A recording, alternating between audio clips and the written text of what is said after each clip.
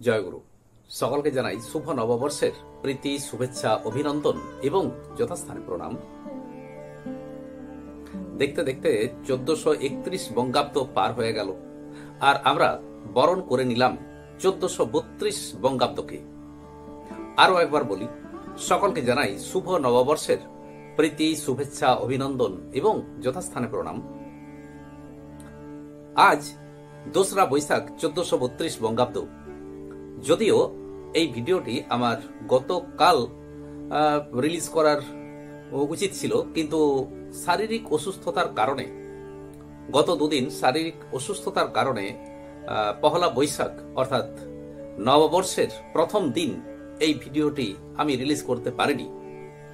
নববর্ষে ভগবানের কাছে প্রার্থনা করি, ভগবান যেন সকলের মঙ্গল করেন, সকলেই যেন সুস্থ নিরোগ জীবন যাপন করতে পারেন, ভগবান যেন সমস্ত প্রকার ভেদ বৈষম্য দূর করে দেন, মানুষ যেন সুখে শান্তিতে বাস করতে পারেন, ভগবানের কৃপায় যেন সকলের জীবনে নেমে আসে সচ্ছলতা। আর সর্বোপরি ভগবানের কাছে এটাই আমি আন্তরিকভাবে প্রার্থনা করি যে ভগবান যেন প্রত্যেকটি মানুষকে অধ্যাত্মমুখী করে তোলেন এবং তার মাধ্যমে সকলে যেন শ্রী ভগবানের কৃপা লাভ করতে পারেন। আমরা যেন জাগতিক সুখ ঐশ্বর্যের মায়া মোহ কাটিয়ে আধ্যাত্মিক সুখ ঐশ্বর্যের অধিকারী হতে পারি, এটি ভগবানের কাছে আমার প্রার্থনা। আজ এই নববর্ষের শুরুতে একটা কথা বলি যে আপনারা যে সমস্ত দর্শক বন্ধুরা আমার এই পুরাণ পাঠ ছোট্ট চ্যানেলটিকে সাবস্ক্রাইব করেছেন, আমার ভিডিও যথারীতি দেখেন, আমি তাদের কাছে চিরকৃতজ্ঞ। আপনাদের স্নেহ, ভালোবাসা, শুভেচ্ছা, সাপোর্ট এবং আশীর্বাদ ছাড়া আমার এই চ্যানেলটিকে আমি এগিয়ে নিয়ে যেতে পারতাম না। তাই যে সমস্ত দর্শক বন্ধুরা আমার এই চ্যানেলটি সাবস্ক্রাইব করেছেন, আমার ভিডিও যথারীতি দেখেন, আমি তাদেরকে এই নববর্ষের শুরুতে আরেকবার স্বাগত, শুভেচ্ছা এবং যথাস্থানে প্রণাম জানাই।